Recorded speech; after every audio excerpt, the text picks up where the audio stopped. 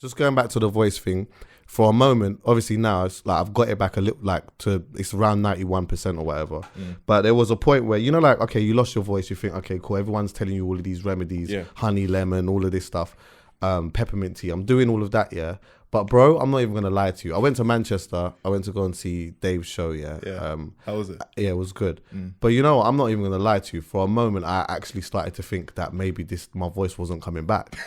Like I started I started overthinking. Yeah. You know, like it adds to the stress even more. Bro, that adds to the panic, bruv, because I'm thinking to myself, rah. Now for a moment, for about 5 minutes, I started planning my life without my voice. Yeah. How you gonna, what, sign language? Yeah, or like Nodding. how would I do the podcast? Like how would I? Yeah, There how would would be I no do it? podcast. There literally would, unless you have like No chat like trucks more. impossible. That's impossible. No, do you know what? That's the thing though. Like with that, the only way you could possibly do a podcast if you tell your guests this is what we're going to be talking about and leave them to it. Yeah, literally. But it wouldn't be. Then you'd be literally. What's I'd be the need for you? producer. I'd have to turn to the producer as a producer and then be like, all right, cool.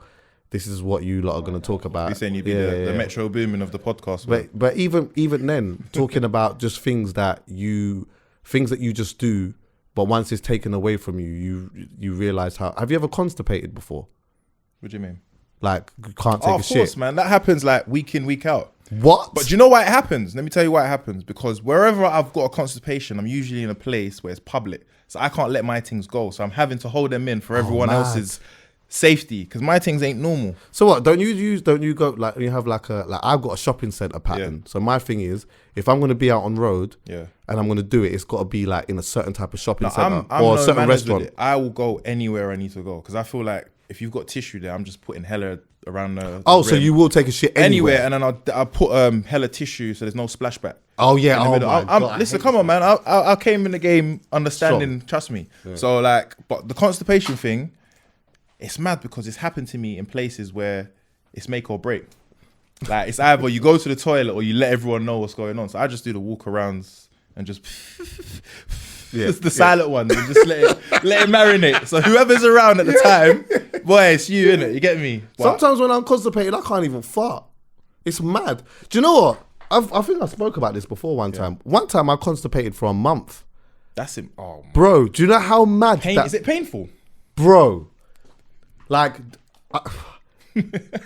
I'll never ever forget that as well, yeah? So these times I had plaits at that time as well, yeah? I was constipated. Why was I? Oh, I know why I was constipated. So I was eating a lot of curry mutton. Well, two things, yeah. Curry mutton, I was eating a lot of, and also Subway. So you know, like on Subway, you get the big bread and all of that stuff. Yeah. So I think that clogged up my system a bit. So anyway, boom. Like I couldn't take shit one time. Whatever. No problem. No biggie. Whatever. Few days gone by now. Man, still ain't done it. But still no biggie because sometimes that's me. Yeah. But then a week's gone by, yeah, and it's mad now because I'm getting to a point where it's like I keep feeling like I need to go, and you can't. Yeah, so it's like that must be what contractions must feel like for a woman. You know, like where it feels like the baby's about it's about to come, but it's not doing it. So anyway, bro, after 2 weeks, bro, I was bedbound. I couldn't leave, bro. I couldn't leave my bed because every time I was leaving my yard. Every time like it. I needed to go. Yeah, and you couldn't. Yeah. One time I literally had like, because as I said, I had plaits here. Yeah. So I took my hair out and that. So I was going to go and get my hair plaited up. Yeah. I've left my house, right? I've gone to the flipping, come out of my yard, walk to the gate. I run back in my yard. Nah, it's going to happen. I need to go. Boom. Run to the toilet. Nothing's happening. Leave now. Walk down the road again. Run all the way back. Boom. Now I'm like, all right, cool. Like nothing's happened. Come, get to the top of the road. Run all the way back. Oh, that's a bruv. It's a myth. In the end, I just threw in the towel, bruv, and just sat in the toilet. I was there for flipping bunch of hours, laid in my bed, bruv. It was horrible, bro. That's happened to me before, but yeah, I didn't know what it was, yeah. And I had to take her, because my mum's a nurse and a midwife as well. Serious. So she's told me, I've told her, mum, I can't go to the toilet. I'm literally, it's like coming out and it's going back in again. Yeah. So I said to her, listen, mum, I'm in pain. I'm scared. Like I was proper like frantic about it, innit? I was thinking something's wrong with me. So she gave me a little pill thing, yeah? Well, you stick it in your arsehole? Brother. Right in your arsehole? That's the most uncomfortable thing I've ever done in my life. How big is it? It's kind of wham, you know. It's like that's nuts. it's like a Panasonic on steroids. Allow it. That's what it's like. Serious? So it's like, yeah, like a massive pill. So cool. I've Is gone it to thick? It's a thick one. It's girthy. Yeah, That's it's nuts. big boned. It's big Is boned. it? It's big boned. So cool. So she's gone to me, yeah, just put it in your bum. I've gone, mum, like, I don't think you understand. I'm being very like graphic with it, innit? So I'm like to my mum, literally, I can feel the poo. Like I'm thinking to myself, bro, I need to feel what the hell's going on. I can feel it. So cool. She's gone, yeah, slap it in there, innit? Shit. So cool. She's told me, yeah, it's probably, and obviously so mad, yeah, because my sister's a pharmacist, and what's mad is I move mad whenever I'm ill. I go to everyone, innit? So I've gone to her, like, Oh, yo. by the way, just sorry to stop Yeah. you. Yeah, is your sister like a connect for the antibiotic? I'm not trying to put her business out there. Okay. Alright. No, but she is though. Like, if whenever I need something, she's Yeah, the if plug. you need antibiotics, Anything, and she gets. gets the proper So if you need antibiotics, yeah, I don't ever worry Okay. about that. Yeah, I We've hear got that that full to the brim. Alright, say Yeah, that. we've got the disposable gloves, everything. say no more. So cool. Yeah, so I've gone, yeah, listen, my bum, it's moving mad. She's gone, listen, you've probably it's probably ripped. Like there's something in the tissue you might have ripped, and you're probably gonna see like a lot of blood coming out your bum. But don't be shit. don't be alarmed, innit? You can't tell someone that blood's coming out your bum. I went mad. I said, listen, I need to go to hospital. So I've dialed the ambulance now. She's like, my mum's like, listen, don't do that. It's gonna happen for you. Brother, within 30 minutes, you know when I could feel it bubbling. Wait. So what? So what the pill did does- you stick the pit? Yeah, I did. I Okay. I just literally put it up there, but it's so mad. You have to. Did you need to force lube it. that? Or did No, you I spit didn't on lube it? it. Or? I was pissed. Man says spits on it. I'm don't dumb. know. Hey, your truck's nasty. But anyway, imagine now. Yeah, I've just gone. Literally, just put it up. It's like a capsule. So I've Okay. literally just slipped it up now. And then within 30 minutes, I could just feel it from hair Shit. coming down, and it literally just bombed in. So like it was like two pieces of poo came wide up my arsehole and everything. Like it felt nasty. And then after that, it was just. Yeah, it was just literally after that, it was calm, and then there was a bit of blood on the tissue as well. Oh, I wow. forgot the name of it, but anyone that ever suffers from that, it's normal. And Yeah, after of course, that, though, yeah. it's the worst ever feeling. It's ever. horrible. So that was my highest level of constipation. Well, we tried. I mean, I tried bare different things other than that. I wasn't really. I didn't want to try the tab. That was the last resort thing. I tried all these different other things, and then one day I'll never forget. Yeah, my mum's come home one day and she said to me, and my mum's a nurse as well, but she's a mental health nurse. Yeah. But she come down one day and she was like, "Oh, I think I've got it. I was like, okay, what is it? She was like, she's gone in the kitchen, done whatever she's done. Then she's come with the beetroot juice. Jesus Christ, blood. You see, when I drank this beetroot juice, blood, oh my God, gave it about half an hour, 45 minutes, yeah. Gone. Went to the toilet, blood. You see that first bit? Because you know what it was, yeah? It was like the push was like, it was obviously you had to push, keep pushing, like, and then see once that first And it goes bit through, dropped it's a wrap. out. a wrap. Oh my God. But you know what's so bruv. mad about that one, yeah? It's painful, Yeah. and pleasurable at the same time. 'Cause Yes. You know it's a release. Big release. Yeah, big release. It's Bro, crazy. the first one was wild. Then the rest of it all started coming. Bro, oh my God, bro. It was one of the happiest days of that year for me. It makes It you was realise- horrible, Makes you bro. realise how important going to the toilet is. Seriously, Literally, bro. like, and it's mad thing because after that I started like looking into my body, and you know, like if anything's wrong with my body, I'm quick to go and check just to see, because To go doctors, all the time I get full body checks all the time, blood tests, clinic. never. Oh, I can show you texts. Oh, you got. Oh, Yeah, really? I don't play Are you games. pattern like, Yeah, you pattern yeah. like that? It's so mad, yeah. I don't want to sound mad when I'm saying this, yeah, Yeah. because I'm a clean youth. But back in the day, yeah, there was one girl, yeah, who I always used to bareback, yeah. And I don't know how we got to this conversation, but fuck it, we're here. Yeah. So I always used to use her as my preference to see if I've got anything or not. It's fucked because I was like 16 at the time. I know what you mean. Yeah, Wait, so it's like- so she would always go. Yeah, she'd always go. Like she wasn't playing no games. And you see with me, yeah, I'm one of those people like. It's out of all this, outrageous, and it's a scumbag way of doing things, but it worked. You Yeah. get me? So she used to always say to me, she goes, okay, I'm clean. She'll send me the text. So that means that, that sounds so bad saying it. But No, I know. Trust me, I'll be then my next one, I would be able to bareback it because I know I'm clean. Yeah, strong. It's strong because of her, innit? You know what I'm saying? And I'm thinking, because you know what, going to the clinic is long, That is you know? mad because obviously that one, the other one that you're barebacking, you can catch something from her and then obviously and give it to the her. You know what I'm and saying? then you've got the awkward conversation that you need to have Yeah. when she turns around and tells you that she's got something, then you got to go back. And do the mad thing. Yeah. But you see with me, like literally them scatty situations when I was younger, I got pulled up about it. Oh, did you? Yeah. So what happened was, I've gone to the clinic. My mum was at the time working at flipping King's College Hospital, and there's one right next to. If anyone's from Carnival, they'll know Denmark Hill. So I'm walking in, then my mum's literally just walked past. So she's called me and gone, "Where are you?" And I've gone, I'm in Peckham. She's gone, "You sure?" She goes, "I can see you in the clinic. Do you want to come in there?" Oh, like, shit. She goes, and you know, like my mum's always telling me, use protection. Of and course. she goes, "This is why, innit?" And that made me feel proper bad. And after that, I just said this. It's easier said than done. That's good that you was going clinic that from age. early. And I was active. I was going clinic. I did start going clinic till pretty late, to be fair. But my mum. This is the thing. So that's funny because, right. So there's like sort of parallels between our upbringing a little bit, purely because your mum was a nurse. My mum was a nurse as well, but she works in mental health. But she also works in sexual. She also worked in sexual health. Okay. So there was those when she worked in sexual health. That was when I was getting all them books thrown on my bed with flipping. Dirty looking penises and nasty looking vaginas and all of these type of things, and then 100 condoms on my bed and all of these type of things.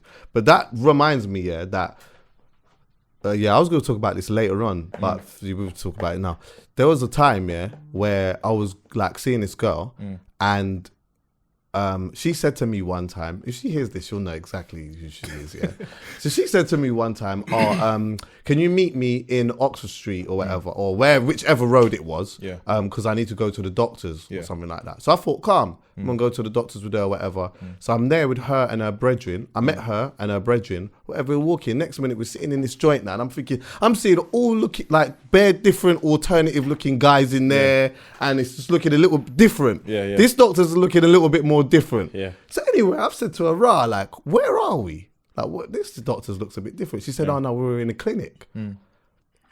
So now I'm like, I've assessed this situation now, because obviously it's me and her, we're in this relationship together. She's with her brethren, and now we're in a clinic, and now she's gonna go and get a test done or whatever.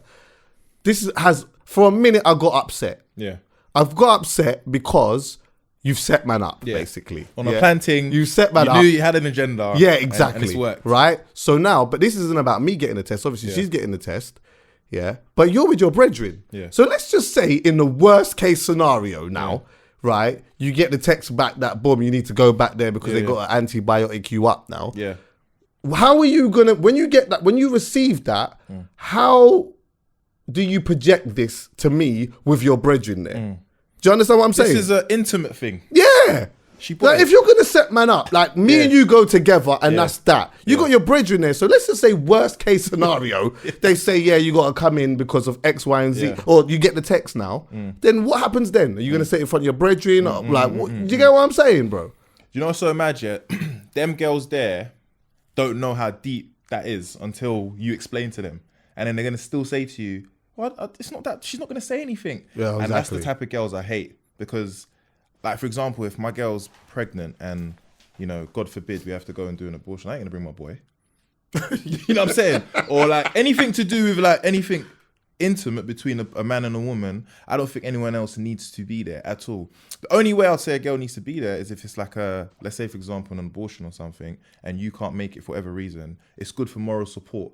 But when it's a clinic thing and it's like a disease thing, you need to stay in your yard. You need to be, I just feel like that is the one that you do on your ones. On your ones. But unless you have a phobia of something, then maybe you might need to. Cool then, but even then, isn't the doctor or the nurse supposed to make you feel comfortable? No, of course. Do you get what I'm saying? But you know what it is? Some people genuinely have phobia of doctors as well. Like the whole anything to do with health, some people have a phobia of. Like I got a brethren who, by the time he's 40, he's gonna have no teeth because he's scared to go to the dentist. Really? Because of what he's heard. I think he had not even what he's heard. Actually, he went through something where like they tried to numb his mouth, and then when they was drilling, he could feel the pain. And from then, he felt like that was it, and he's genuinely teeth are coming out. That's fucked. Then it comes to injections. You don't want to do injections, and I said to him, "Listen, brother, you're gonna dead soon." So has he had this thing? I don't even know what he's had. I think the only thing he's had was that. What's what we had in school? The BCG. I think that's the only thing that man's had since. Oh shit! And he's like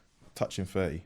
So mad. You can imagine what's going on, but that's the thing. Phobias are real, and like I understand. You need to go to the clinic and get that thing where they pull it in your penis hole. You need to have one of them ones. I've never had that before, you know. What? No, I've never had that. No. Okay, I told because they you my don't really thing's do clean. that much these days. I think no, but do you know what? I was given the option one time. And you declined it. I looked at I had the it man done and I not even said, that long "What?" ago, bro.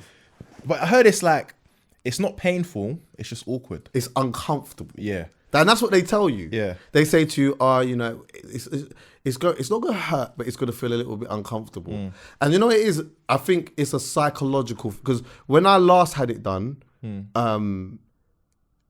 I'm being honest with you, it definitely didn't hurt. Yeah. But it's just, when you watch it happening, yeah. your mind tells you, this is mad. Yeah, and then that's where it gets... Exactly. Yeah, that's where it gets Do you get what I'm crazy, saying? And they do it twice. Yeah. So they do like the little one, boom. The swab, is that the Yeah, swab yeah, one? yeah. Then they give you a quick another little dabbage. Bro, you got to do it though. Yeah. See, my thing is with that, it's just when I hear things from other people, it kind of clouds my judgment. Yeah. So if I went there knowing that, okay, cool, I got to get something sorted out and I never heard nothing about it, I would be all right with it. But now you've double checked and told me again what everyone else has been telling me. I feel scared. Nah, it's just uncomfortable. Yeah. The thing I'm worried about actually is, because right now I'm on this doctor's thing. So I've I'm getting surgery done on my knee. I've had a thing on my knee, which I spoke about before. But I'm going to ENT, throat, what is it? Ear, nose and throat specialist or whatever, yeah? Because I've got a problem in my nose, whatever. Yeah. And so when I said that, someone DM'd me telling me that they had he went to a place like that as well. And they stuck something in your nose. Okay. So if they stick like a camera or some shit like that in your nose. And like, when he told me this, bro, I'm not going to lie to you. It was like the worst thing he could have told me. Yeah. Because now it scared me a little bit, innit? Even more now. Yeah, right? bro. Because it's like... But then one thing that I try to do is just remember, you know what, there's some real old, fragile people that have had these things done, innit? Yeah? True. So if they can do it, fam, I must be able to do it, bro. But that's the thing though. It's like once you've done it, like for example, say the same thing about your knee. I got run over like when I was about 20 on my birthday. Mad thing. And my knee, On your birthday? On my birthday, yeah. Like literally, everyone that I say it to laughs. Like mad. My lip split, my nose, like I literally the scars are here, man. And So you got carried away? Literally, basically? Literally. No, I ran away. I ran home. Did you? Yeah, so literally I got so it was on my birthday and a van was coming towards me like with full pace. But I'm thinking, because it's my birthday, it's my brethren just playing a trick to say, yo, brother. And I'm on the main strip like it's like Peckham, but it's not. It's off Peckham, Nunhead, yeah. So the cars come zooming into me and it's clipped me on my knee and I've literally gone full circle, landed on my face, innit? But where the adrenaline of it happening was so crazy, I got up straight away and blew home and it's like 5 minutes away from my house. But I was with one of my boys and my boy was like, bro, you're falling asleep because I'm jogging, but then I'm stopping. That's adrenaline. Yeah, adrenaline. So cool. We got to my house now, and then obviously I've just seen my knee absolutely split. And at the time, G-Star was literally in. I just bought some G-Star jeans, the ones that's got the little thing around the knee. Yeah, pissed, blood on it. So then obviously, even when the ambulance came, they was like, "Sorry, mate, we're gonna have to cut this." I was like, "Brother, I just spent like 85 quid on these the G-Star." But yeah, then so that happened now. Ran home. The doctor said to me, obviously when the guy from the ambulance, he's gone, where did you say this happened? He goes, none. He goes, and how did you get here? I goes, I ran. He goes, mate, how the hell did you run with that? Because he's seen my knee literally sliced open. And he goes, mate, you're a very strong guy. Because obviously my other friend, he got hit as well, but he was more tragic than mine. Did the brother leak? Did the brother see the brother that hit you? So basically what happened was when they've hit me and I've landed on my face, I've looked up and I can see two youths. All I can see is black youths. I didn't know who they were or nothing. Didn't see who they were. I just saw two black youths. And I see them reversing. But where they're reversing is because they've hit us and we've like kind of lodged on the fence. It's like I thought they were reversing to come and plow man over again. Oh shit. So I've got up off that basis to say, you ain't gonna do this again. Yeah. So I blew out, innit? You get me? What ends are you from? Peckham. Okay, so Yeah. You know what I'm saying? That's a good educated guess. Yeah, and it's so mad, yeah. I didn't even know that my brethren was behind me. So I've gone to go and piss. And it's like, where it is, it's a side road. So anyone that's coming here, you would think it's man there minutes. So I've gone to piss, then bowed, that's when they've hit me. I didn't know my brethren's even behind me. Then, get to the hospital now. And the man's like to me, your leg should be broken. Wow. He said, your knee, you should not be able to walk at all. Your knee, the way you've landed on your knee and the way it's split open, you should never be able to walk. So, yeah, so that knee thing, I'm started so mad. Going back to the whole knee thing, I'm starting to feel pain in my knee when I'm standing. Okay. So I think I'm gonna have to go and get like physio again. Yeah. Look at that again. But yeah, that body thing, I'm on it now because when I was younger, I didn't really care about it because it's important. Scary. It is important. Scary. And that's, I did say, I remember I told you, Callum, as well. Anytime someone comes, I'm asking them, especially man them. Yeah. Do you go doctors? Yeah. Have you gone and checked your shit out? Do you get me? But yeah. So anyway, so you brought up around Peckham sides? Yeah. So born in Peckham, then I moved from Peckham to Bermondsey. Okay. When I was 5, then from 5 to 16, I was in Bermondsey. Then I moved back to Peckham. Yeah. Up until now, basically. Is it? Yeah. So it's basically been southeast. So what was it like for you though? Growing up around them sides there. It was. I would say I enjoyed Peckham it. was always a place here, bro. That like, see, like younger times, bro. I was not going to Peckham to link no one. Yeah. I went to Peckham one time to go and try and link one girl, bro. And fam, yeah, bro. Yeah. Do you know what? Peckham has that stigma, yeah? I almost got chased out of there, boy. Yeah, Peckham has that stigma because back in the day, it was literally bare man. And where it's a small community, Yeah. we're kind of, everyone knows each other, innit? Yeah. So when we gather up, it's literally like everyone knows everyone kind of thing, innit? Yeah. But growing up in that environment, it's literally like, it was fun, but at the same time, it made me who I am, innit? Because there's a lot of tests, trials and tribulations you face. Not only just being black, but being in a place where everyone is from that same demographic, where a lot of people's parents weren't there, and it kind of shows in how people grow up and stuff, innit? So I come from a good Muslim background, home and whatnot. That was good, protected and sheltered. But outside, it's no man's land, innit? And I kind of got caught up in that lifestyle. Of course. And that's what happens when we always say, like obviously it takes a village to raise a child in that. 100. So when you're in your yard, it's one thing in it, but when you're outside, it's a different thing. 100%. And that's the thing, like my parents try their best. Like they gave me everything I wanted in terms of at home to keep me there. But then as a man, you always, not even a man, a teenager, you kind of want more than what your parents can give. And I think that's where I kind of took to the roads. I would never say something stupid like the streets raised me, because I come from a good home. Yeah. But there was something about the streets that was more enticing than being at home. Do you see what I'm saying? So was your dad? Did yeah, was your dad they're still together now. Oh, sick. Yeah. So like my parents were. Are they married as well? Yeah, married. So were they married before you was born? No, they did the mad thing still. So they came. They obviously, my dad come over here, secured what he could secure, then brought my mum over here. Then they got married, and then they've just the raised mans, among them my sister as well. What country in Sierra Leone. Oh, okay. Sierra Leone, Yeah. So like, we're like the yardies of Africa, they say. Yeah. You get me? Yeah. But yeah, no. So that's why it's mad, because like now how things are now, being from Peckham, I would never have changed where I'm from, simply because what I've learned as a person has obviously built character, builds a lot of resilience as well, because it's not easy being, because you get tested a lot. Yeah. Do you know what I'm saying? So that's why even with my jokes I make, like when I say man had to laugh and do the mad thing, because it was really literally, it was like, man was a comedy guy, but you see the funny guys, they got violated in school, and I didn't want to be that guy. So I had to make sure that you're gonna respect. So what, me. did you have to swing on man? So you had to swing on a couple man just to let man know. Obviously I'm gonna do the jokes thing, but I'm a swingers. Yeah, do you know what it is? I'd say from like year 7 to like year 9, man was just a joker. Okay. Like I used to crack jokes. Obviously I knew people and whatnot from being from ends and whatnot. But then year 9, I realised that the joker thing, it's not really working right now. Girl ain't respecting it, man. Serious, girl wasn't respecting. No. Do you know what? Girls weren't respecting funny guys in my school either. To be fair, it's not a joke, though, Chucks, man. That's mad, actually. And it's mad because now the tables have turned. Yeah, they love the funny guy. Man. You see what I'm saying? But at the time, it's like when you're younger, and it kind of shows how young people are now, where the baddest youths either become the most respected or become rappers or whatever. That still is what it is in that, let's say from about when you're young to about 16, 17. That's what it was. Yeah. And I realized that if I carry on being this joke all the time, my life's not going to be good in school. You're just going to get violated. And I just started swinging on, man. Serious? Literally, it was literally just that. Like I just stopped having or allowing certain things to happen, kind of thing. Yeah. And then we had like people from man's area, so we kind of like calls not made a gang, but we made a little team of people from the ends, and then that was it. Like it was kind of like a family, and it still is. Obviously, certain people have, you know how it goes or whatever. But yeah, that's how it was. So was you a certified swingers at that point as well? Fam, I had a one bang.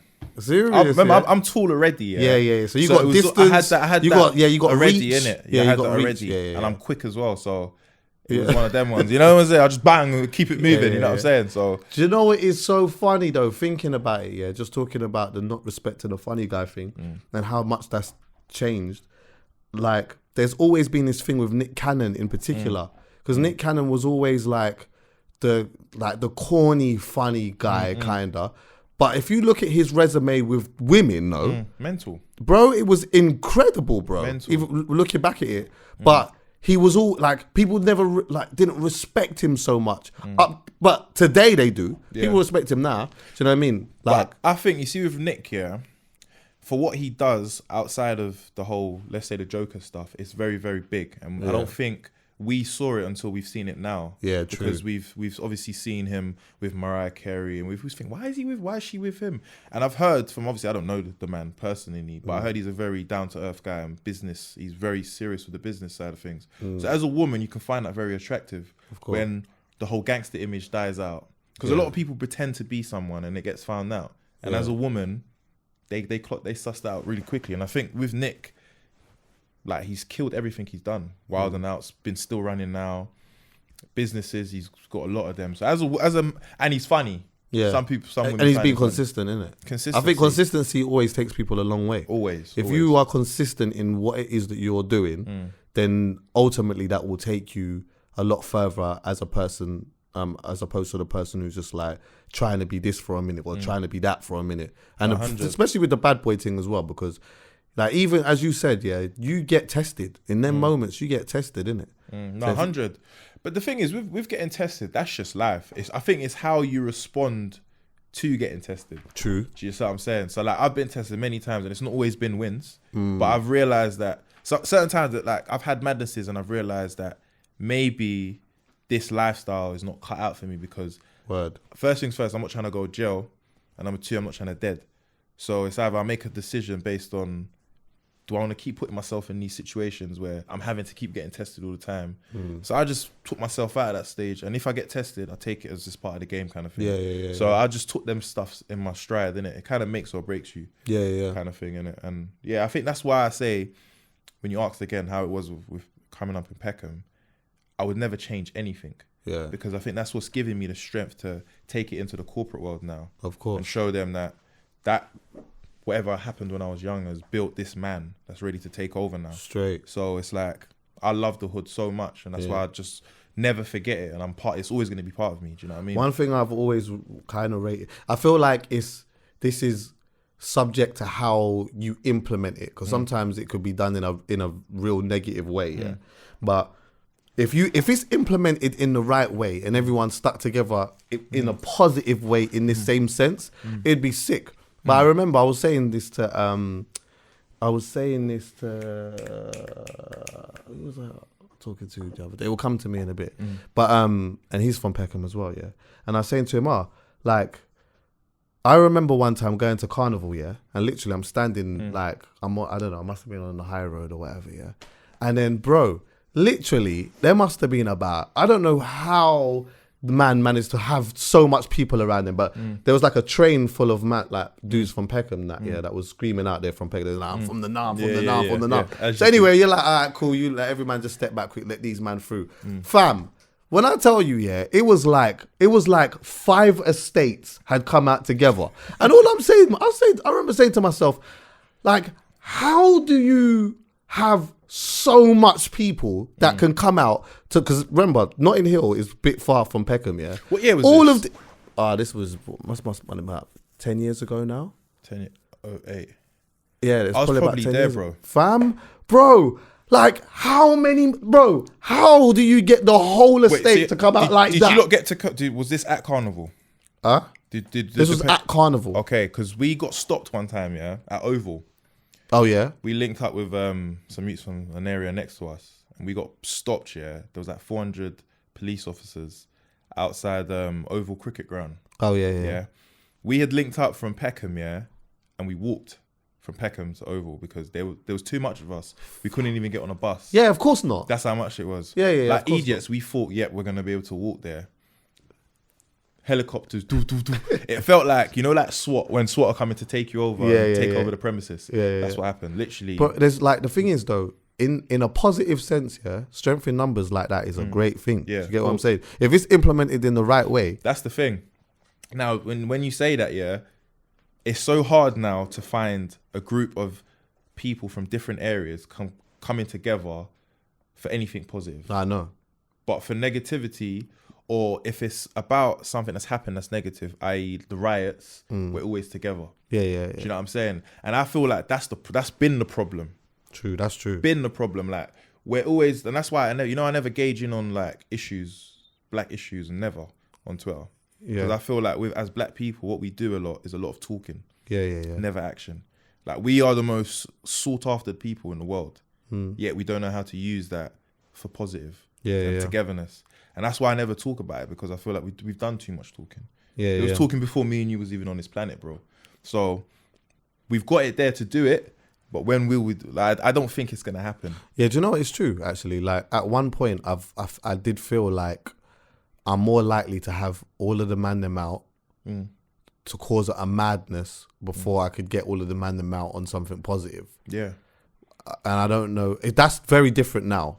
That's very different now. If I was doing something like, my friends will always come out and support me on something positive, and if there was something negative happening on the street or whatever, there's more likely conversations that would be had before anything silly would happen. But maybe that's growth, innit? And like, 100%, and perspective changing and shit like that. But yeah, that's the sad thing. Like, at points, people will just be completely on the negative thing, whether it be violence or just discussing just 100% the negative, as opposed to trying to do something positive about it.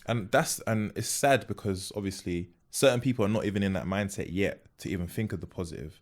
So it's like how I think now, where I've been exposed to all of this, you know, when my life changed and stuff, I'm thinking in a different place than I was thinking when I first started this. So sometimes it's like, it could be a gulf in where you are and where someone else is. You could still be friends, but mentally you're thinking about positivity and they're still thinking about the hood.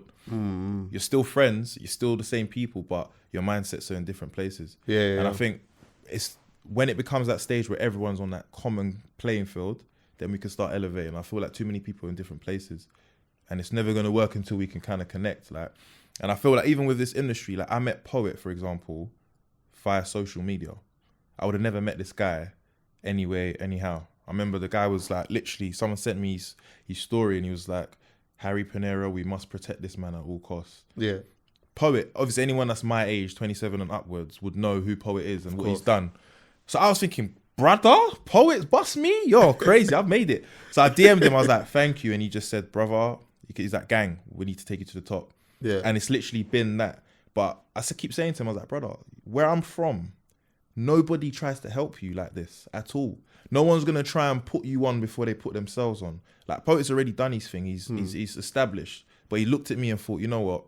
I see something in someone and I'm going to help you. And with his help, he's the one that made me my first £500 through this stuff that I'm doing. Yeah. You see what I'm saying? Light work, just like Yeah, that. he's got me a few of them still. Well, I always talk about that. You know what I'm saying? Like, Poet, like, it's mad because if you don't know him through social media, you think he's a cunt. Oh, well, we'll talk about that a little exactly, bit later, but he's actually like a proper guy. Like, a proper guy. And it's like, that's what I'm trying to say. That kind of energy only happens when you actually are happy about yourself. Yeah, that's true. Do you know what I'm saying? And like, where I'm good now, whereas I wasn't before, is why I can reciprocate that energy. You know what I'm saying? That's true. Self-confidence, bro, plays a big part in how you deal with people, even in business. Because if you don't have self-confidence, or you have mad insecurities about a lot of different things within where you're at, then a lot of the time you ain't trying to bring no one else through because you think that that's going to fuck your bread up 100%. Or whatever it may be.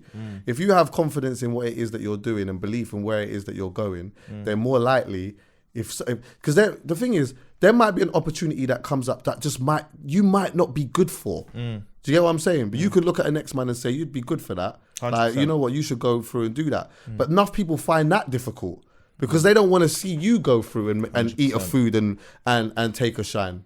And like, that is, I think, one of the big sort of like reinstalling of people's minds, like especially young people, to let them know, you know what, like, you just have to sometimes try and trust in your process and that, yeah. But if you see an opportunity that is for one of your guys that you don't even might not even think is for you, like have that confidence to just say, yo, man, you know what I mean? Go and eat, man. That feels good. In the ideal world, that's how we would want it to be. But it can't be like that. It can't be like that. You know what I'm saying? So that's the thing. Like, it's so mad you say that today. I actually put a post up on my story about, like, don't forget who helped you when you had nothing. Do you know what I'm saying? Like, my friends were very helpful during the time when I was proper depressed. You know, like, nothing's helping. For I had to say, brother, could you lend me £100? Yeah. Got to that stage. So, like, when I got back on my feet again, I was itching for opportunities to give them because I felt like, listen, I'm in a place where I'm good now. I've connected the links with who I need to connect with and I'm good. But there's opportunities that my friends are better suited at. Yeah. And I feel no way to say, brother, take this, man. Like, that's your thing now. Because I'm good. Like, I know I'm going to win. But I want to give you the opportunity to win as well, innit? Yeah. And I think that only happens when, like you said, you love yourself and you know what you're going to do, innit? Yeah, whereas beginning the stage, I'll be like, fam, what you think I'm going to let him win again? Yeah, exactly. You're having a laugh, fam. So it's down to, like you said, I don't think it's a hating thing. It's more a thing of, I'm not happy with myself. Yeah. Well, I don't think that it's a hating. I think for a lot of it, is like, I think a lot of it is subconscious, bro. You don't even know why you feel that way or why you're doing that. Like, you just don't even know. But you know that there's this feeling within you where something happens and you just have this feeling in you. You don't love it. But you don't know why you don't love it. But it's all in it. It's all in your stomach. It's making you feel sick. Horrible. Do you get me? Horrible. And I've had it, you know. Yeah, we've all had it. I've had it, bro. Yeah. Where, like, you know what I mean? One of the man names do, and the stomach starts doing all and this. you're not even hating. Yeah. Like, cool. I remember years ago, my boy bought a brand new car. Yeah. And he come out of nowhere with it. He used to do this a lot where he would just cop a new car. He'd be like, what you doing? I'm outside, man. You want to come link me? I will see the car and I'm like, yo, like, I'm gassed. Then 10 seconds later, I'm like, fuck, get out of here with your new car, with your new wheels. I know you're going to get all the that. But it's not because I'm hating on you. Nah. I can't fathom the fact that I can't get that right now. Yeah, exactly. And it's not sitting right with me. All right. And it's like, I know I'm great. Yeah. You know I'm great, but it doesn't look like it right now. Yeah. And that feeling is the worst. Of course. I remember one of my good friends, tell me one time, this was years ago, saying to me, boom, like, I just got a pay rise or whatever, like, and we was quite young at the time, whatever. I'm like, right, how much, what you, like, you know what I mean? What they patting you up with? He's like, oh, you know, I'm getting they're giving me about 60 a year. Wow. All in the belly. Yeah. All in the belly. What? Yeah. But the thing is, I'm happy for my man. Yeah. Trust me. But at this point, I'm broke. Yeah. Do you get what I'm saying? Yeah. So I'm thinking, like, when am I gonna get this bus through? Do you get what I'm saying? Stomach start doing all of this now. I had to catch myself. I had to catch myself for a minute, bro. No, it gets like that. But I think, that's just like, obviously it can get misconstrued for hate as well, because some people are haters, like, unless definitely point blank. But when it's your friend, it's like, sometimes that can be used as a reason to, like, you know what, when I go home, I'm going to pattern up. 100%. Like, it's like, I've done, when I, like, Mum Buddha man them smoking weed. And I used to say, this is why I say, like, with weed and stuff here, when your mental state's not in the right place, stay refrain away from it. Because I remember smoking weed with my brethrens, like, late night. He's going work in the morning. My brethren, he's going to go and do road in the morning. I'm going home. And I'm going to wake up in the morning and you lot are still going to be active and I'm not. And I remember smoking weed with my brethren and everyone's talking about what they're doing tomorrow. And I couldn't even get involved in that conversation. A simple conversation like, yo, what we doing tomorrow? And I said to myself, brother, this is going to be the last zoot that I ever smoke because I can't be a waste man smoking weed and I have got nothing going on for myself. So, because that conversation of what you're doing tomorrow is nothing. It's nothing, but it's something.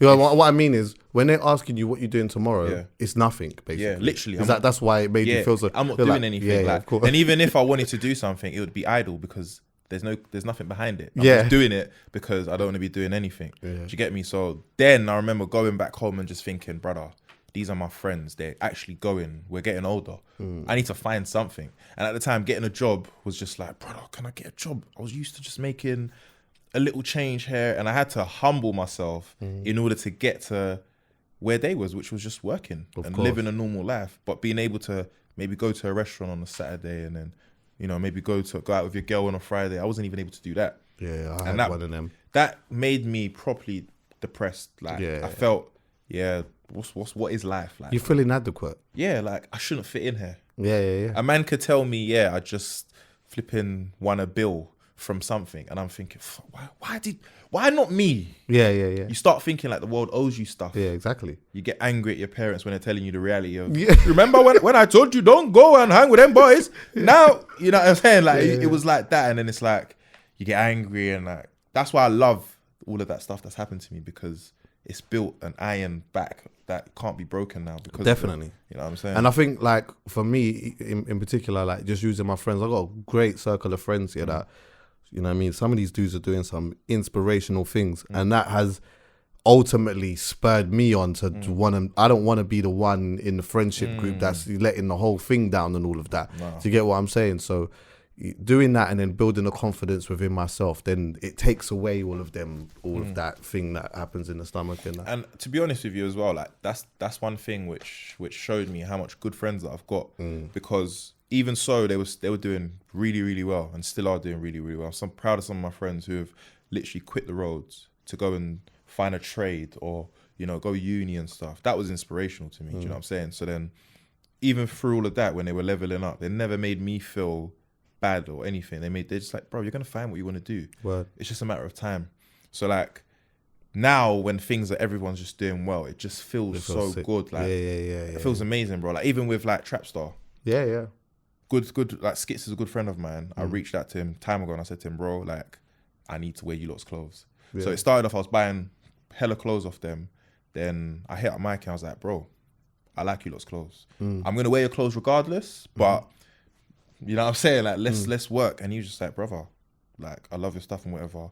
And we built a relationship off that. Yeah. Now, when I go to Trapstar with my brethrens, I'm like, bro, just pick something. I got you. Yeah. That for me Yeah. feels amazing, Of bro. course. Because their man shout had out to me. Mike. Shout out to Mikey. all Shout of out to them. Lovers. Yeah. Big up Will as well, man, and big up Skits as well. Yeah, no, real people, bro, man. That's my thing. Yeah. My thing is as well. To be honest with you, even when I'm here, 99 times out of 100, bro, I will always be wearing something from here, from the man them. Do you get what I'm saying? I just think that like this little thing that I'm doing or whatever, when I'm being filmed and I'm on, like I just think that like I speak about this all the time, but I just think that like there's a lot of high-end designers in particular that get a lot of free promotion. Like we give them loads of it, and sometimes they don't even want us to wear their clothes. Sometimes, some of them, but we give it all to them. Like we'll have, you know, however many followers or whatever, and we'll just be like constantly posting their brands or whatever it may be. For me, although I have some, I got designer stuff and whatever, and I wear it, whatever. But you will always see me flaunt. If I'm flaunting anything, I flaunt from the man them. The man them. Do you get what I'm 100%. saying? Because at the end of the day, like these are people that like we come from the same place. Do you get what I'm saying? They want to come up trying to do their thing or whatever. They bust through now. Do you get what I'm saying? But just because they bust through doesn't mean I'm going to stop supporting them that same way. On top of that, bro, like what you said as well, like with the designers and stuff, for me, I've always been a tight guy. Like I hate spending. So when I have to spend on clothes and it's like extortionate amount for clothes that everyone else is wearing, I feel like a sheep. Yeah. Number two, bruv, these are our people. Like these are the people who started off with a dream and have made it. Just because they've made it doesn't mean that they have to start doing discounts and stuff like that. Of course. Like, I'm a person, if I see you doing your thing, I'm gonna support it.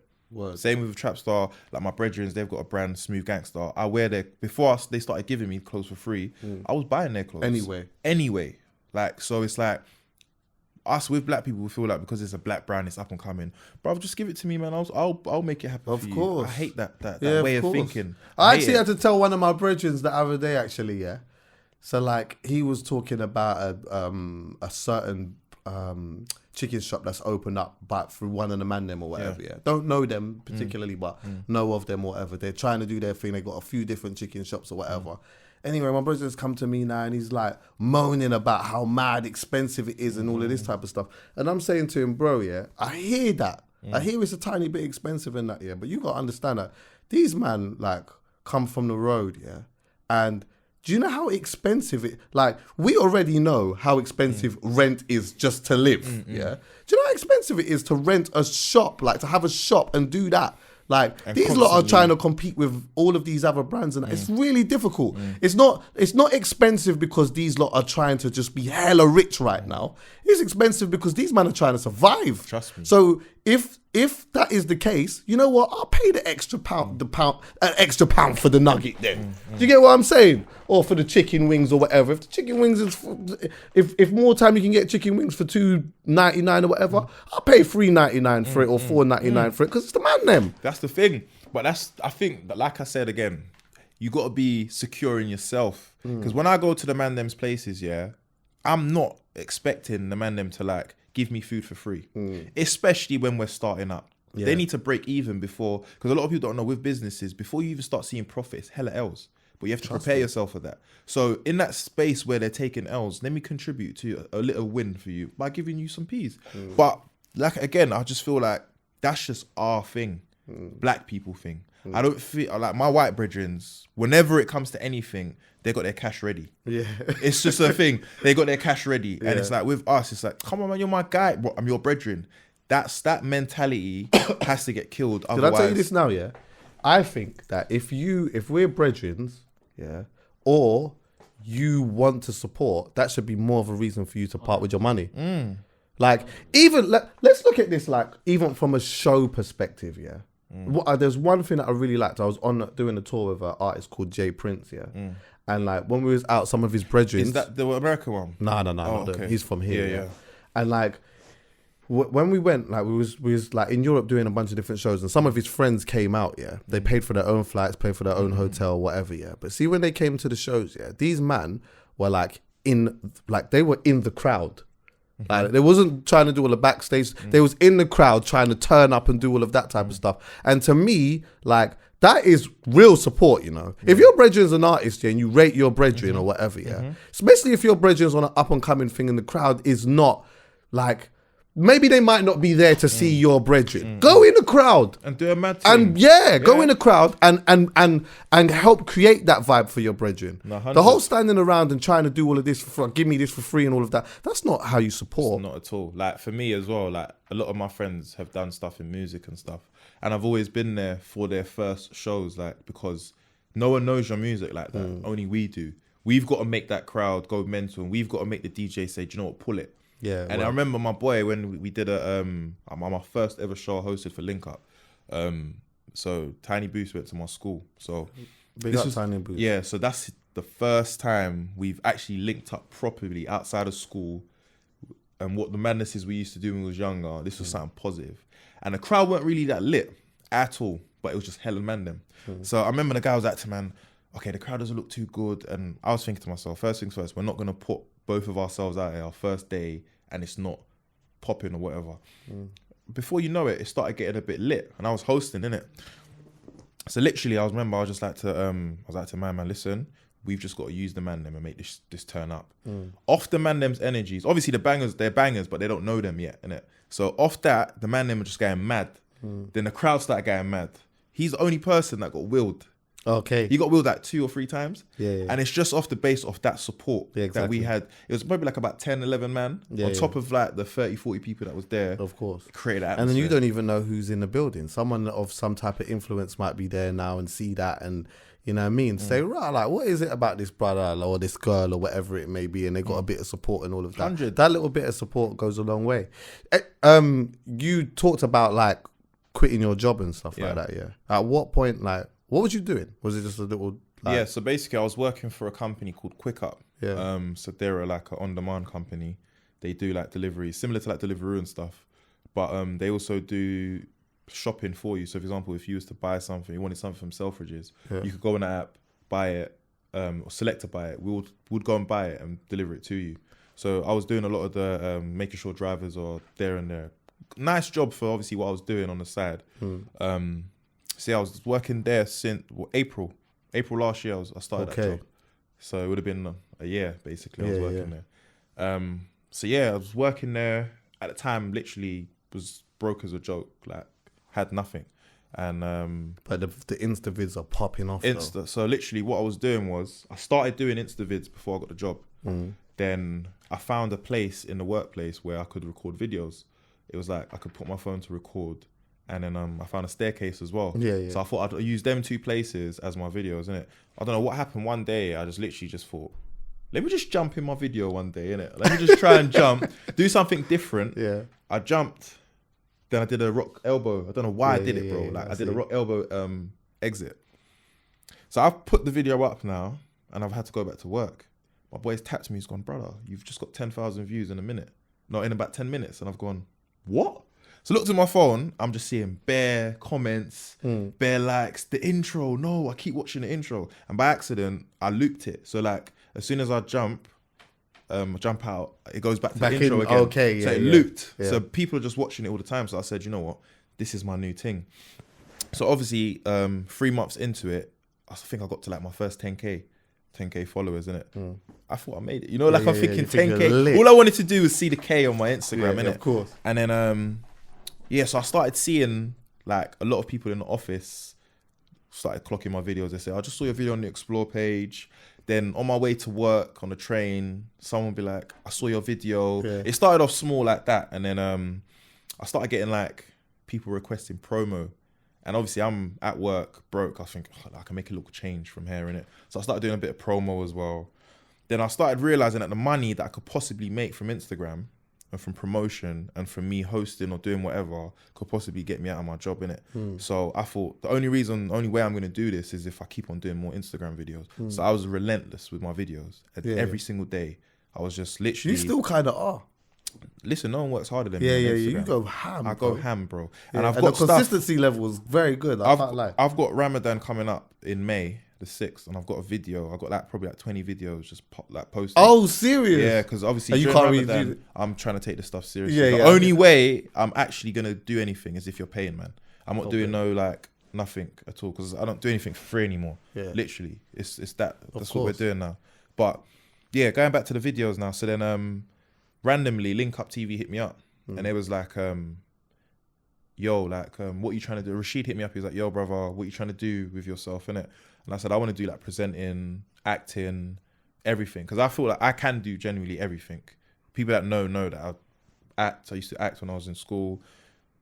Serious freestyler. I was just telling him I could do everything I want to do in it. So he goes, okay, cool, I'm gonna hit you up, take my number.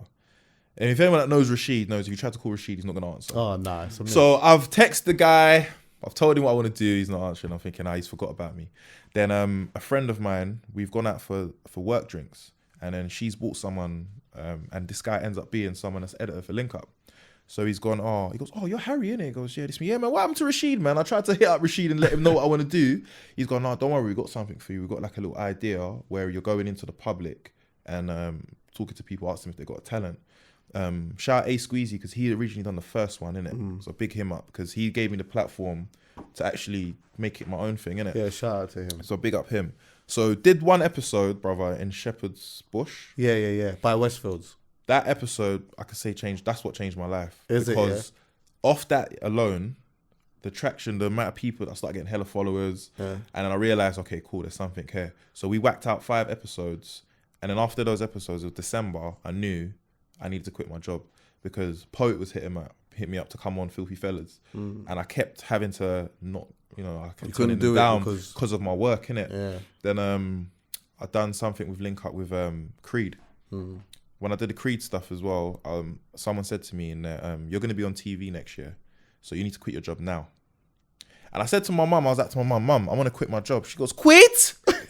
Like Drake, quit? Where? Like, I've only just started getting regular income where I'm able to contribute and stuff. So she was like to me, make sure this is the right thing you want to do, innit? Then Poet hit me up again and he was like, brother, we need you on Filthy. So I had to not turn up for my shift.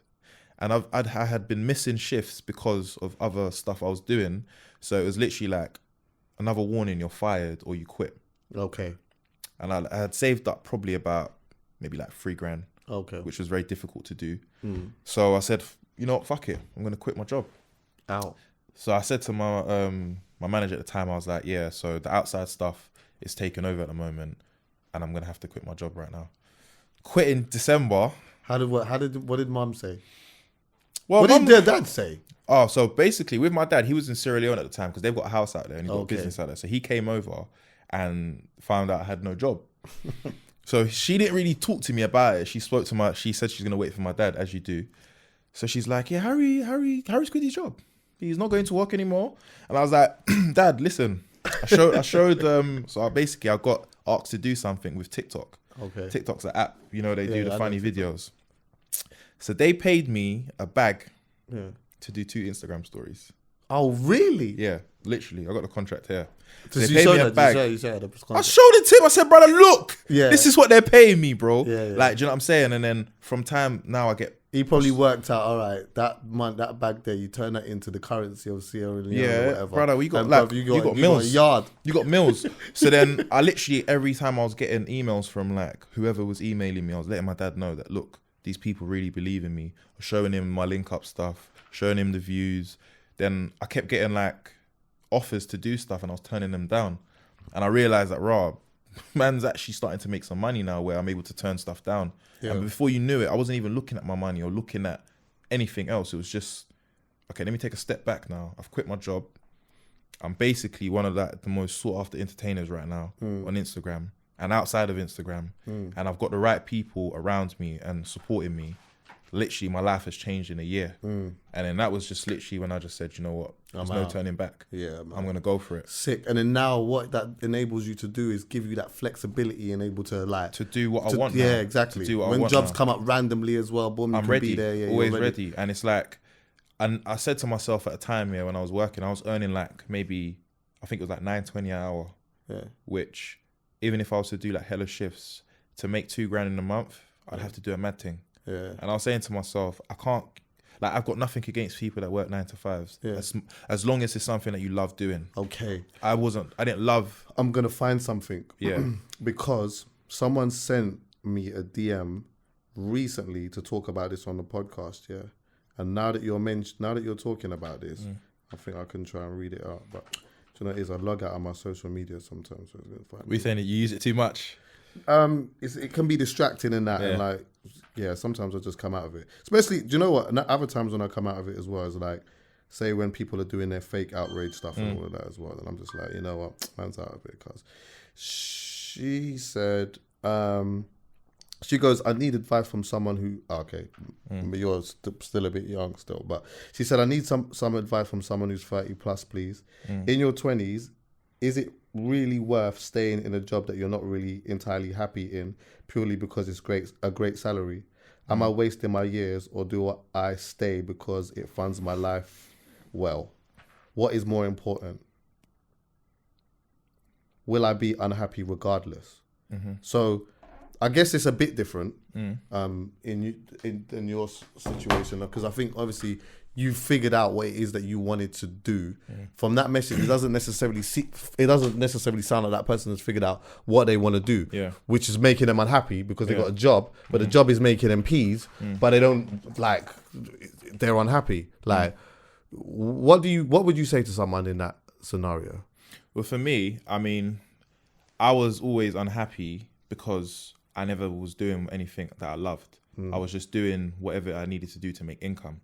Now, once money becomes your like main thing you focus on, I feel like you will never really be happy. Right. There's no sense of happy in just money. For me, I found happiness in making people laugh and try to make money out of that. However I did it kind of thing. So for me, I'll just say to her, like, if you're not happy in your job and you know it, but it's giving you money, that is going to run out and you're going to start hating your job, and money's not going to be it's not going to be anything to you anymore. Of course. And that's what the sad thing about a lot of people is. They make good money, but they're not happy. Yeah. I think happiness I think it even gives you longer life. Yeah, because it's like when you're stressed, like your high blood pressure, all of that stuff. And for me, being in a place more than I am at home and I'm not happy there will drive me mental. Of course. I think it's hard. Like, you got to work out that thin line between, okay, doing what it is that you want to do and then trying to find the element of being responsible, and especially if you've got bills to pay and all of these things, But like, I know someone in particular, he's a DJ actually. The guy was just like a city banker, bro. Like, he left DJ and he went and done the city banking thing or whatever, and he hated it. He hated it. In the end, he was getting paid big dough. But in the end, he was like, fuck that, bro. I can't do it anymore. He went back to DJing. Obviously, he doesn't make as much money as he did when he was doing that, but he's very comfortable. He can pay his bills. He can save a little money. Do you get what I'm saying? So, and ultimately, he's happier. For me, that's the thing. I feel like, because I never made like mad peas on the road. I was never a rich, like one of those rich young kids on the road. I never was that guy. However, now that I'm happier, I feel like I'm a millionaire. Literally. And I also feel like that meal is genuinely on its way to me. I'm just working towards it. Now, I've set it, I've spoke it into existence that I'm going to make it, and I'm not going to stop until, and after that we keep going. But my thing is, like, it's just about happiness. Like, if you can't, because for me, we're at work all the time. Like we if you're working a 9 to 5, calculating a day, you're there at work all the time. If I can't be happy at the place that I'm at most of the time, I've got to get out of there. Whether it's a relationship, even if it's family, I've got to move out of that house. Strong. It's that my happiness is my sanity. And if I'm not happy, then I'm not sane. So that's my main thing. And big up your brethren that did that, because that's what I did as well. You know what I mean? Because even with the whole leaving my job thing, there was no guarantee I was going to make any peas. No. I just know that I'm hungry for it, and I just knew I was going to do it. So yeah, I hear that. It works differently for everyone, innit? There's like some of your videos, what I find kind of funny as well is that like a lot of them hit the, you know, that truth in jest, those truth in jest things and that, and mad relatable things, but obviously you say it in a funny way, which may, or sometimes might dramatize it in a way, but it still is funny. But there's better of them that make me laugh, bro. Well, there was one that I saw the other day where you was talking about women rushing round 2. Chucks, you know already though.